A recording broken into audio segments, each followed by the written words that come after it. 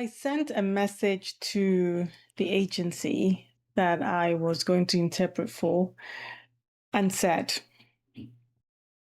I'm in labor and cover is sorted.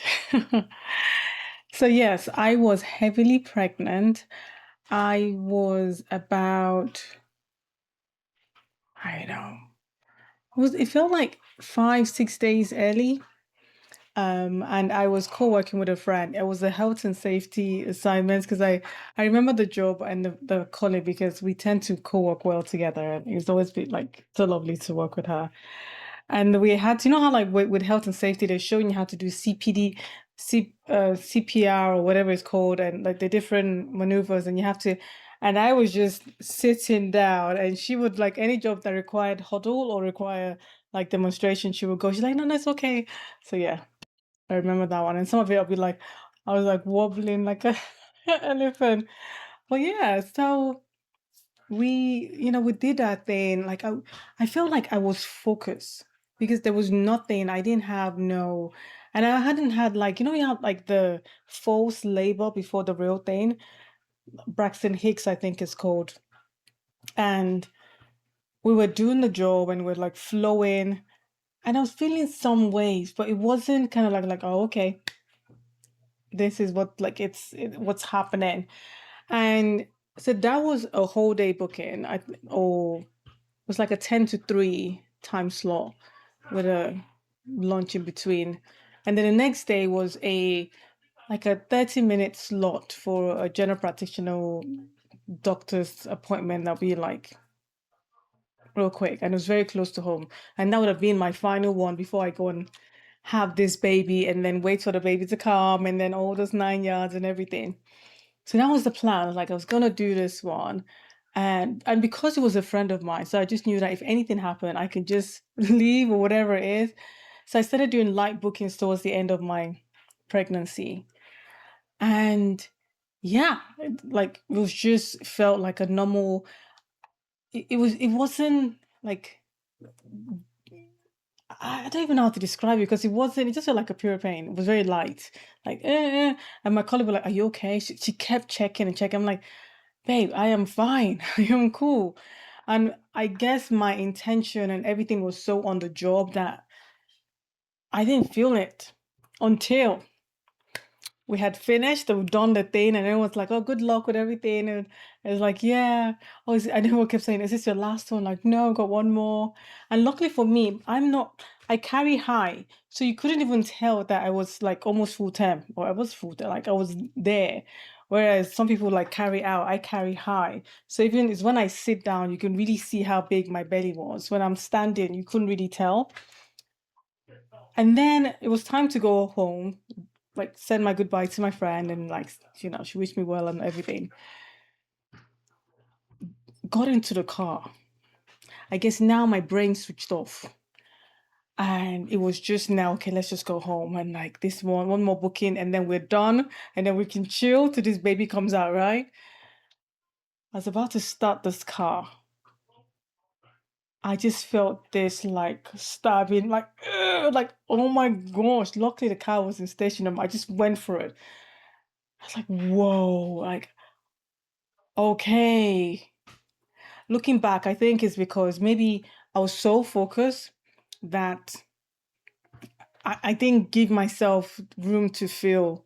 And now that everything has done and I'm like chill, just about to drive home, I'm feeling all the waves. Fortunately for me, it was close to home. It felt like a 20, half an hour drive home or even less.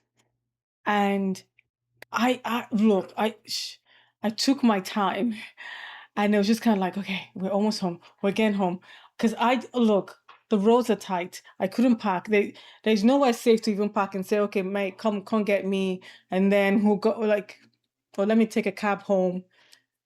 I just couldn't. If not, my car will be towed and God knows what. So I had to just take myself home. Like, Nene, we're getting home. We are going home. You, mister, just hang in there because we've got to go. Get home. And while the thing is coming, I'll just like slow down. Like, And then okay. It was so funny. Finally got home. Packed the car. I didn't even know how I even packed. I just knew it was just like, came off, got home. And then we lived like 2 slides of stairs. And then called my husband, like, look, this baby is deciding to come. Got up to the stairs. My husband was like, okay, my bag's already packed. So everything was like ready on the side, yeah, to go. And I'm like, yeah, okay. I have a job tomorrow. Oh, okay. I need to get cover. Look at me. Instead of calling the agency and telling them, oh, I have a job that I can't do because I'm in labor right now. Can you get cover? I'm there phoning up my friend. So the friend that I just walked with, I'm like, hey babe, like, are you free tomorrow? Like this, I don't think I'll be able to last tomorrow. This thing's about to pop. She's like, oh, sorry, I've got booking. I'm like, okay, all right then, that's fine. She's like, okay, let me see if I can find someone else. So she's there calling other people, and then I'm there like calling someone else, and like, oh no, I sent a message, they didn't answer. Like, then I called another person, and then as I'm speaking to this person, I'm feeling that, like, oh, like, okay, oh, it felt like a movie. Honestly, crazy. Like, then why didn't you just leave this to the agency and let them sort out? Why did you feel you have to sort this thing out? I'm like, ah, okay. Um, I'm going to use babe for everybody. Babe, are you free tomorrow? um, yeah. Oh, gosh, where? Like, yeah, maybe. What's the location? What's the time? It's this place, and it's a GP appointment. It's a. So what's the matter? I think I'm in labor. She's like, why are you calling me? What the heck? Why are you calling me then? I'm like, the client has to have a job tomorrow. Can you cover it? She's like, what time? Where? Said, honestly, the funniest thing. I'm like, yeah. Uh, Luckily for me, she could do the job. And she's like, you know what? I wanted to just do admin tomorrow, but you know what? I'll take it. I'll do it. I'll do it for you. I'm like, oh, thank you, thank you. Because honestly, if she hadn't said yes, I would have gone looking for the next person that's gonna take this off me. Yeah, I know. Like, why didn't I just give it back to the agency to find? I know. I was such a people pleaser back then. Like everything, I just wanted to make sure everybody's okay, everyone's calm. I didn't want to like ruffle no feathers. Maybe if I do this now, they might not. Can you imagine? That's what I did. That was me. So I got the thing covered. Now is a case of, fortunately, like some different agencies have different ways of doing stuff. Like how some you let them know. I don't know why I felt like I had to do this one, because sometimes I would find cover and then I'll go back to the agency and the agency is like, oh no, we'll sort it out. Like this person can do it, they're fine, and they want to do it. It's like, oh no, no, it's okay. Well, looking back, I think I know why. So it's all to do with like pricing or whatever. But anyway, fortunately for me and for the client, for everyone, when I phoned up and did I phone up? No, I think I left a message. Maybe I don't even know what I did. I think I sent an email to say, I'm in labor and I've got cover. This is this person. She can do it. Blah, blah, blah. Here, here, here. Go. I think I called. Either called and sent a message. One of those two. Then I sent it off. And I felt now, okay, now I can really get into this labor situation and really focus on this thing. And bear in mind, I have never had I've never had my waters break. I have 4 boys, and nada. The first two, got popped. The third one came out with a sack that even the midwife was like, oh, oh, and then she popped. I'm like, so the baby was coming out with the covering. I wish that I had a picture or something, but she panicked. I'm like, what the heck? And then she's like, do do do, just snapped it. And then finally, with my fourth one, it was more like I felt like I went to the bathroom and I was just sitting down there, and I was like, why is this pee so long? It just felt I was going and going and going and going and going. And oh, is that my waters? I'm like, oh, so I never experienced how people just go like, oh gosh, like you splatter, you see on the floor. No, mine was, it's either on the labor bed or down the toilet. It went. So anyway, going back to this one. So I finally sent the message. I finally like um everyone's fine. The job tomorrow is covered because it's gonna be my last one if everything had like, gone according to plan. But he decided to come early. So everyone knows what's going on. Now it's like, okay, let's go. My husband's like there waiting, like, my goodness, let's go, let's go. I'm like, nobody is going and be checking me and then without me having a shower first. Like, I don't know how long this labor is gonna be. I need a shower. I need to wash down there. And it's like, are you serious? I'm like, yes, I need a shower. I just need to get this off. And it was like, it was a summer baby, so I was like already hot and sweaty, and like to now go in and start pushing again and feeling all sticky. I'm like, no, I need a shower. And now the contractions getting heavier and heavier. Like even to get into the bath was work. It's like I put one leg in and the thing came and ooh, and like ooh, like what the ooh. Finally went in there. I was like a 2 seconds to like do like a change. Okay, let's go. Okay, I can go now. And then it was like to now get into the car. And then it was just constant. And then luckily everything was lived very close to at the time, to the hospital, found parking. Then the hospital, if you just like drive in, you can get like a pass if you're pregnant. So everything was fine. It was all good. Now, to find parking in that same hospital now, I feel sorry for the ladies. Like it's just non-existent. It's so difficult. Even anyway, I digress. And we went in, checked in, and then it was more going to triage. We're going to check you out. And it was it was a student midwife or whatever, or she was at the end of her training or something or thereabouts. And while all this was happening, it's like, okay, we're going to check you out now. And then she went in for the check. It's like, okay, about 2 centimeters dilated. It's like, okay. And then the other one, then the main midwife went in to check. It's like, yeah, I'll say about 2, 3. Blah, blah, blah. What? Like, all done, good try. But I have this kind of reaction. My body is one of those that with my first one, you check me, it just does something. It just speeds up the labor that it now becomes more intense. And then before you know it, instead of waiting the normal 4 hours to come back and check to see how you're doing, I'm like ready to pop. I don't know, it just speeds something up in me.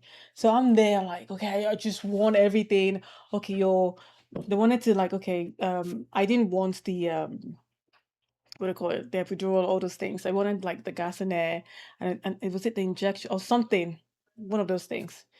And it was like doing like going for it and having all those things happening. So when they checked, it's like, okay, we'll come back in about 4 hours later. I'm like, baby, you've checked me now. There is no 4 hours.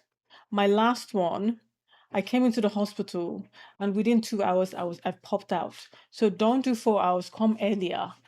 They're laughing like, here, okay, here. I'm like, I had that one early. This one's gonna come earlier. And they were like, okay, we'll come back and check. They left. I was lying down there. The thing was like, the contraction was just getting heavier and heavier. And then with the first one, I just wanted out. And this time around, I took my time to research, to figure out, okay, do the listening, make sure you're like on board. And I just pant when you need to pant and just feel it into it. Like, let's go. I got me my, hypno music. Like, then it was like on par, like wanting things to flow. So as we were like waiting for time to go and the thing was going, I felt like, okay, people come and check me out. Let's get this thing out. This baby's about to come. You're there calling them. It's like, yeah, yeah, yeah. And now I'm there rolling. Like, get this baby out of me. And they thought I was joking, that I wanted to like push this thing. And it was like, where are we people? Where are you? Like, let's go. And then she came in and said, oh, you're about 8 centimeters dilated. So this was about, I think she came in because I kept pushing. I think it was now like eight, oh, I don't even know, like an hour later or something, because I was in such pain. And I think they were now coming to give me either the other injection, and because I was so much pain, they were like, okay, let's just check you. Oh gosh, you're now 8. All right. So we need to transfer you and get you ready and to sort you out and do everything we need to do. I'm like, yeah. Now you've put your hand in me again. This baby's gonna come out any minute now. Stop putting your hand in me until you're ready to get me out. Get this thing out. So we kept on going, kept on going. We'll come back and check. We'll come back and check. I'm like, you're not checking nothing. You're staying here and we're pushing this thing. And then they went the business, and I was like, I kept buzzing, like I want out, I want out. And then the student midwife, now I guess they sent her to just come and check me out and stuff like that. And then when she came, I don't know, she was like she I can't remember exactly what happened. It's just this, I have too many babies. When she now came back to like check me out, so after going from 2 to 8 in that short span of time, and I'm like, I feel like pushing. I'm telling them, I really want to like get this thing out. Like I want to go. I feel like I want to poo right now. Excuse me, sir. I feel like I need to go. And then she was like, all right, let me go and get the midwife or whatever it is. And they came. As soon as she came, she could just see like the head peering out. I was like, all right, I am ready. And before you know it, just one, two, three, poof, the baby was out. Like I am so fortunate that people that say they're in labor with hours on end, like how do you do it? Because mine was, I guess because it was such in a short span of time, it was so intense, it was so painful. And I could only rely on the gas and air. And I think one of the other things I had was just the injection to relax me or something. But it was just crazy. But yes, I did a full job on the day I had my baby. I had gone 10 to 3, drove home, got myself ready, and then I was out again. And it was just like crazy. And I guess looking back, it was more, I didn't want to let anyone down. I didn't want to, I felt like, okay, it was my responsibility. I've taken this thing on. And I think also back then I was coming in from a survivor mode that I needed to take as much job as I had, because now I'm going to have like months on end without work, because as a freelance interpreter, if I don't work, I don't earn. So I was just like, okay, let me just do this and let me cover so that everyone's cool. Whereas like life, things happen, you know. If I was going to do that now, it would be a case of like planning myself well in advance, that I have that window, knowing how my first one was early and this one was early. I was thinking, oh yeah, because I think the first one was like 3 days. So I was thinking, okay, let me give myself like an extra like 6 or something just in case. Because they do say that they come early and or whatever. And let the agency sort it out. Life happens, like whatever that is, then feeling like I had to sort things out, or I had to like whatever, all those situations, and not planning myself well so that I don't feel that need to want to go back, or like give myself that grace of not working. But yeah, it was so interesting when my realizing that, yeah, I've had the experience of going to work, coming home, and then going to have a baby. The weirdest feeling. Yeah, that was a thing that I labor and deliver in my thing. With my other ones, I have like other juiciness of how work happened in between when I finally stopped or what. If you want to like know, like hear those kind of stories, let me know in the comment section. I can share my other interpret related situations that happened where one of my jobs that I didn't know, because I was always very intentional of the jobs I do, right? When it's getting to that place where it's just in and out bookings. And this booking, they didn't even give the information. It was like they were going on a tour and you're expecting a pregnant woman to now start walking around. I thought we were just going into doing a thing in a place, but no, we were going to be viewing, and it was nowhere in the notes. So yes, very quickly I had to like cancel that one. We're not doing that. Anyway, so many juiciness. But yeah, that's my story. Let me also know in the comment section, like, do you have any really peculiar, interesting stories that doesn't have to be pregnancy, could be anything, or that you had to like, oh, from here to there, like changing hats like crazy. Yeah, I am Nene, and we do this every single day. Remember that your voice matters and it is your time to use it. Bye for now.